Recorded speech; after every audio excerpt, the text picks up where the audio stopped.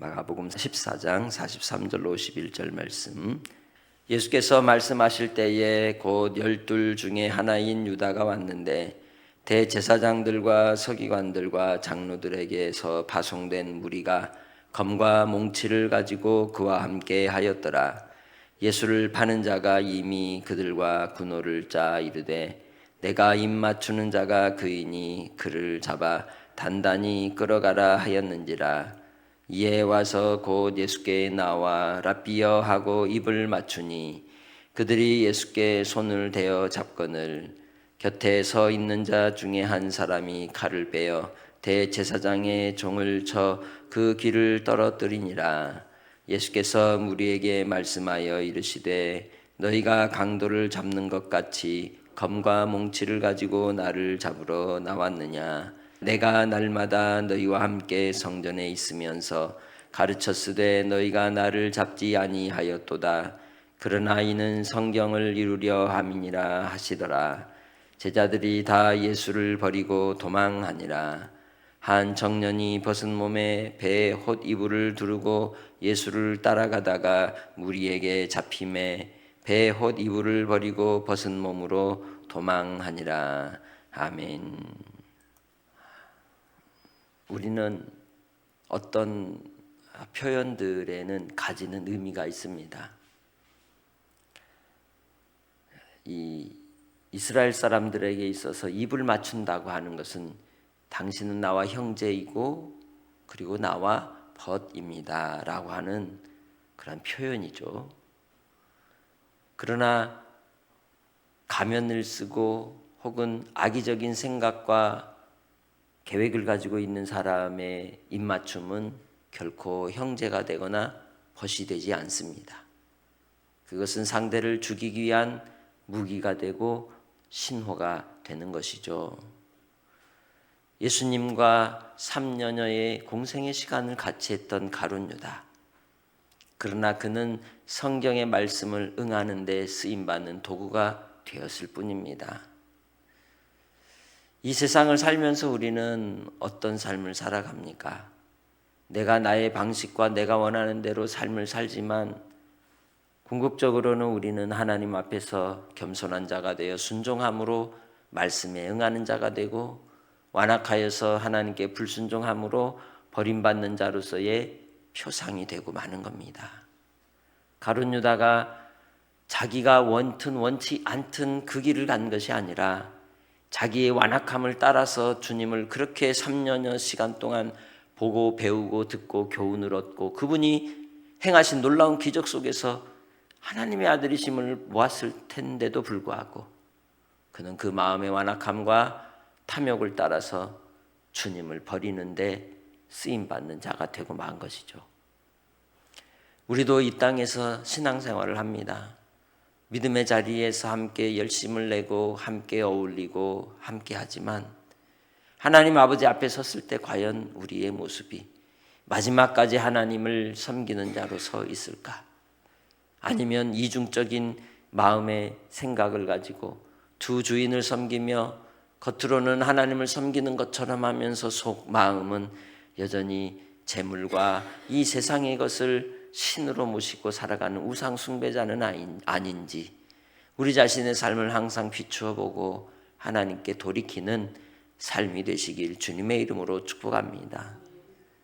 우리의 가야 될 영원한 하나님의 나라의 목표를 향하여 순간순간마다 우리가 우리의 삶의 위치를 미세 조정하며 가야 하는 겁니다. 하늘을 나는 비행기도 아주 작은 그 각도의 이상이 오게 되면 나중에 목적지는 전혀 다른 곳으로 가게 되는 거죠. 그래서 우리는 우리 자신의 신앙의 모습을 순간순간 파악하고 분별하면서 나의 자리가 교만한 자리에 빠져 있지는 않는지 하나님을 망각하고 내 마음의 생각과 욕심대로 행하고 있지는 않는지를 살펴야 하는 것입니다. 오늘 예수님께서는 하나님의 뜻을 따라 그 가야 될 그 목표를 향하여 한 걸음 한 걸음 나아가셨습니다. 그 길은 고난과 시련과 채찍질과 모멸을 당하시면서 우리를 구원하시는 생명의 길이었습니다. 그러나 그 길은 혼자 가셔야 했고 하나님께로부터 끊어지는 고통과 괴로움을 당하는 그러한 순간을 맛보아야 하는 길이었기에 겟세마네 동산에서 우리 주님이 그렇게 몸부림치며 부르짖어 애통하여 기도하셨던 겁니다. 우리는 한순간이라도 주님을 떨어져 있는 것에 대해서 그렇게 괴로워한 적이 있을까요? 하나님을 생각하지 않고 지나는 것에도 그저 아무렇지도 않게 우리가 살아갈 때가 있습니다. 순간순간 우리가 살아가는 삶에 정말 주님을 간절히 바라고 사모하며 살아가는 성도들이 되시길 바랍니다. 43절 말씀을 이렇게 시작합니다. 예수께서 말씀하실 때 곧 12 중에 하나인 유다가 왔는데 대제사장들과 서기관들과 장로들에게서 파송된 무리가 검과 뭉치를 가지고 그와 함께 했다는 거죠. 어제는 주님 편이었던 자가 오늘은 대제사장의 편이 되어 예수님을 잡으려고 오는 앞잡이가 되고 만 것입니다. 그를 44절에 뭐라고 지칭합니까? 예수를 파는 자라고 정확하게 지적하고 있습니다. 그는 예수를 파는 자로 그 군사들과 군호를 짜서 내가 입 맞추는 자가 크니 그를 잡아 단단히 끌어가라고 말합니다. 다른 제자들에게는 말하지 않고 혼자만 몰래 이 모든 일을 처리하고 그 대가를 받고 이제는 더 이상 예수를 따를 이유가 없다고 생각했던 것이죠. 왜냐하면 예루살렘에 들어와서 예수님 하시는 행동들이 전혀 이해할 수가 없는 겁니다. 그는 열심당원으로서 민족의 독립을 간절히 바라고 염원하며 예수님을 따랐던 것이지 이 땅에 영원한 많은 영혼들 모든 사람들을 구원하는 구원의 주를 기다렸던 게 아닙니다. 자기가 원하는 가치관과 세계관 속에서 예수님을 틀에 맞춰 따라가려고 했지만 끝까지 가보니 그 길이 아니었던 것이죠. 우리의 신앙의 삶 속에서 우리는 내 생각과 내 계획과 내가 생각한 그 교훈이 가치가 주님과 맞지 않다고 이 가룟 유다처럼 혹시 뒤돌아서는 사람은 없습니까? 예수님을 따르는 길이 영광과 번영의 자리라고 생각하고 따랐다면 그 생각을 내려놓고 고난과 환난의 자리라 할지라도 주님을 끝까지 따라가기 위해 자기 십자가를 지고 주님 안에서 자기를 부인하며 따라가는 길을 함께 동참하는 성도들이 되시길 바랍니다. 가룟 유다는 이 군호를 짜고 예수님께 나아가 안부를 전합니다. 라삐여 하고 그 다음 입을 맞추죠. 그러나 주님은 그것을 다 받아들이십니다. 도살장으로 끌려가는 어린 양과 같이 주님은 그 길을 가셔야 했기 때문이죠. 그것이 아버지의 뜻을 이루는 길이고 하나님을 기쁘시게 하는 길이며 하나님의 영광이 나타나는 길이기 때문입니다. 우리 자신도 그렇습니다. 내가 오늘 살아가는 삶에 환난과 시련이 있어도 믿음으로 가는 길이라면 그 길은 하나님이 기뻐하시는 길이라는 걸 잊지 마시길 바랍니다. 나의 시험과 환난과 시련의 자리라 할지라도 그곳에서 아버지께서 이루고자 하시는 뜻이 있어서 허락하신 것이라면 감내하며 우린 가야 하는 것입니다. 마지막 하나님이 주신 위로가 있기 때문이죠. 다만 우리는 주님을 배반하는 자리에 서서는 안 되는 것입니다. 주님 앞에 죄악 가운데 떨어지는 징계 자리에 떨어지지 않도록 순간순간 주님을 붙드는 은혜가 있으시길 바랍니다. 그래서 그들이 예수님께 손을 대어 잡습니다. 그리고 곁에 있는 자 중에 한 사람이 칼을 빼어 제사장의 종을 저 그 길을 떨어뜨렸다고 했는데 그것을 다른 말씀에서는 베드로라고 얘기하죠. 그의 혈기를 따라서 그가 칼을 준비하고 가서 그 칼을 붙잡고 그대로 예수님을 지켜보고자 하는 몸부림이었습니다. 순간적인 본능으로 행한 일일 수도 있습니다. 왜? 예수님이 위기에 처했다는 생각이 들었던 것이죠. 그런데 보면 정말 그가 행한 행동이 과연 예수님을 위한 길이었을까요? 오히려 이것이 예수님께 더 해가 되지 않을까요? 우리는 주님을 위한 일이라고 우리의 혈기를 따라서 행동할 때가 있습니다. 그러나 그것은 오히려 하나님의 뜻을 그르치게 되고 거스르는 일이 되는 경우가 많다는 겁니다. 그래서 주님 안에서 우리가 할 수 있는 일은 끝까지 인내하는 것입니다. 끝까지 화평케 하는 자가 되는 데 있습니다. 끝까지 아버지의 뜻을 받드는 데 있는 것이죠. 그래서 온유한 자가 복이 있는 것이고 애통하는 자가 복이 있는 것이며 의에 줄이고 목마른 자가 복이 있는 것입니다. 이 땅에서 지는 것 같으나 하나님 아버지 앞에 이기는 자가 되고 이 땅에서 양보하고 포기하고 모두 다 주는 것 같으나 마지막 하나님 앞에선 얻는 자가 되고 누리는 자가 되고 차지하는 자가 되기 때문에 우리는 하나님의 뜻을 받드는 일을 위하여 끝까지 인내하며 주님을 바라보고 나아가는 성도들이 되시기를 주님의 이름으로 축복합니다. 그렇게 이 사건 속에서 많은 상황들이 일어났습니다. 그리고는 예수님을 끝까지 따랐나요? 그렇지 않습니다. 예수님을 다 놓고 도망가 버리죠. 48절에서 예수님이 무리들에게 이야기합니다. 너희가 강도를 잡는 것과 같이 검과 몽치를 가지고 나를 잡으러 왔느냐? 예수님을 따르는 많은 무리들이 있는 것도 아니고 예수님께서 제자 셋과 함께 겟세마네에 가서 기도하시고 돌아오는 길에 이미 나를 파는 자가 왔다고 주님이 말씀하신 대로 주님은 그 모든 걸 기다리고 계셨는데 상대 대제사장에 보낸 자들은 검과 몽치를 가지고 와서 마치 죄수를 잡으러 오는 것처럼 혹은 불량배를 잡는 것처럼 혹은 자기들의 생명을 위협할 만한 거창한 힘을 가진 장수를 잡는 것처럼 와 있는 것이죠. 그러면서 예수님이 49절에 내가 날마다 너희와 함께 성전에 있으면서 가르쳤으되 너희가 나를 잡지 아니하였도다. 그러나 이는 성경을 이루려 함이니라 하시더라라고 주님은 말씀하고 있는 것입니다. 우리 삶의 자리에 평안의 때 그리고 낮의 때에는 마치 친구가 된 것 같고 벗인 것처럼 행동한다 할지라도 어떤 위기의 상황이 오고 극단적인 신앙의 박해의 때가 오면 친구가 원수가 될 것입니다. 친구가 나를 죽이려 하는 자가 될 수도 있습니다. 그때에도 끝까지 주님을 따르며 주님 안에 거하는 자로 하나님 앞에 발견되는 여러분이 다 되시기를 주님의 이름으로 부탁합니다. 이 땅의 인생의 삶을 통해 주님은 고난과 고통당하는 종으로 오셔서 우리를 위하여 생명의 길을 여시기 위해 묵묵히 그 길을 가셨던 겁니다. 그러면서도 그 순간 그 앞에 모인 자들에게 하시는 이 말씀을 통하여 하시는 뜻이 무엇입니까?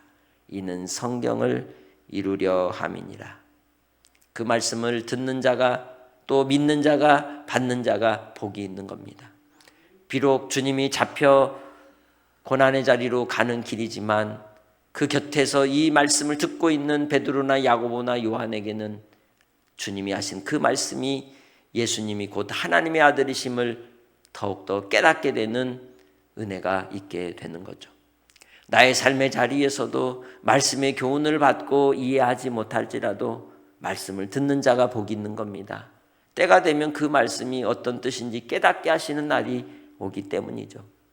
우리가 철이 들고 더 성숙한 하나님의 자녀가 되면 그 말씀의 뜻을 헤아려 알기 때문입니다. 그래서 주님은 그 말씀을 이루려 함이라 하신 그 말씀대로 그대로 주의 뜻이 이루어지는 고난의 길로 그렇게 가셨던 것이죠. 우리도 주님 안에서 우리가 가는 그 삶의 길에 끝까지 믿음으로써 하나님을 따라가는 복된 성도들의 삶으로 나아가는 믿음의 권속들이 다 되시기를 주님의 이름으로 축복합니다. 그래서 제자들이 다 예수님을 버리고 도망하였다라고 이제 말씀을 하고 있죠. 더 이상 예수님을 따를 수가 없는 겁니다. 자기들의 목숨이 위태로우니까. 그러나 그것 또한 주님께서 하시는 일이라는 거예요. 제자들을 보존하시기 위하여 도망가게 하셨던 것이죠. 우리가 살다 보면 믿음 생활하면서 부끄러운 일을 행할 때도 있습니다. 그리고 연약함에 쌓여서 죄악을 저지르며 하나님 앞에 가슴을 치고 애통할 일도 있는 것이죠. 그런데 하나님은 여전히 우리를 사랑하시고 손을 내밀어 주시고 붙드신다는 걸 잊지 마시길 바랍니다. 내가 생각하는 나 자신, 내가 생각하는 상대방, 내가 생각하는 나의 원수조차도 하나님은 하나님의 방법으로 사용하시고 택하시고 구원하시고 아버지의 뜻을 이루는 도구로 사용하시기도 한다는 걸 잊지 마시길 바랍니다. 그래서 우리가 이 땅의 삶을 살아갈 때, 사람들을 대할 때에 잊지 말아야 될 마음의 태도는 내 이웃을 내 몸과 같이 사랑하라 하신 말씀인 것입니다. 그 말씀을 따라 주님 안에서 비록 내가 넘어지고 자빠져도 다시 주님의 말씀이 응하는 일을 위하여 쓰임받는 도구로 나를 단련시키는 자리에 드리는 성도로 일어나기를 주님의 이름으로 부탁합니다. 그래서 그 가운데 한 청년이 벗은 몸에 배에 혼이불을 두르고 예수를 따라가다가 무리에게 잡혀서 그 혼이불을 버리고 도망갔다라고 이제 본문은 말씀하고 있는 것이죠. 이 청년에 대해서 여러 이야기가 있지만 마가복음을 기록한 마가 자신이라고 하는 그러한 이야기도 있습니다. 중요한 것은 그가 도망갔다는 겁니다. 자기의 생명을 지키기 위해서 도망갈 수밖에 없는 상황이었음을 이야기하는 것이죠. 그러한 제자들을 주님은 어떻게 하셨을까요? 측은히 여기시고 바라보셨을 겁니다. 뒷모습을 보이는 제자들의 모습 속에서 배신감을 느끼거나 섭섭하거나 서운함이 아니라 아버지여 제자들을 보존해 주옵소서. 요한복음 17장의 기도를 올리신 우리 주님의 마음이 그런 마음인 것입니다. 아버지와 내가 하나이듯 나와 그들이 하나이게 하옵소서. 이 땅에서 우리가 믿음 생활하면서 일어나는 등을 돌리는 일들이 이루어지고 또 서운한 일들이 일어나고 그 모든 상황을 아버지 하나님 또 우리 주님께서 우리 예수님이 바라보실 때 그들이 분열하기를 원하고 다투기를 원하고 싸우기를 원하시는 것이 아니라 아버지와 내가 하나이듯 그들도 우리와 하나이게 하옵소서. 그것이 아버지의 뜻인 줄 믿습니다. 이제 주님 안에서 우리는 어떤 삶으로 주님께 나아가야 할까요? 주님이 고난당하는 자리에 누구도 같이 할 수 없었습니다. 그리고 그 고난의 길을 걸어가시는 주님을 그 누구도 막을 수도 없었습니다. 다만 그 자리를 피하여 달아날 수밖에 없었습니다. 그것이 아버지의 뜻이기 때문에 우리의 삶의 자리에서 우리는 하나님의 뜻을 받드는 자로 항상 말씀을 붙드는 성도들이 되시길 바랍니다. 하나님의 말씀의 뜻을 헤아리는 자가 그래서 복이 있는 겁니다. 요한계시록 1장 3절에 말씀하듯이 이 말씀을 읽는 자와 듣는 자와 또 그 마음에 지켜 행하는 자가 복이 있다고 하신 말씀대로 하나님은 우리에게 믿음을 주시려고 말씀하셨고 우리에게 하나님의 자녀 삼아 주셔서 이제는 믿음을 따라 살아가도록 하시기 위해서 우리 가운데 함께 하셨고 이제는 성령의 능력으로 주님 안에서 복음을 증거하는 증인으로 사명 감당하도록 우리를 다듬어 주신다면 어떤 상황과 환경이라도 낙심하거나 낭망하지 말고 다시 일어서시기 바랍니다. 주님으로 위로를 얻고 주님 안에 거하는 성도들이 되시길 바랍니다.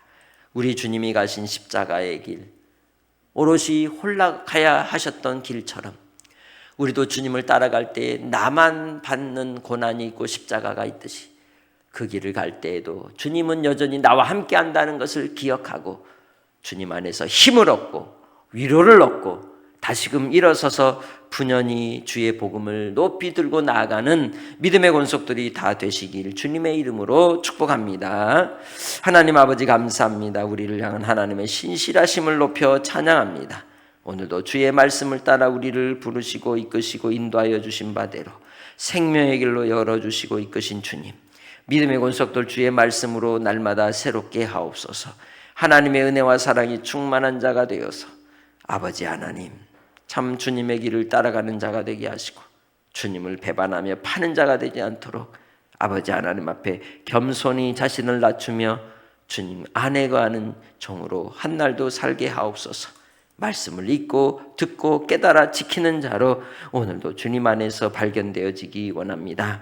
우리 사랑하는 성도들의 삶을 책임져 주시고 강건하게 하시고 회복시켜 주시고 영광 나타내 주실 예수님의 이름으로 기도합니다. 아멘.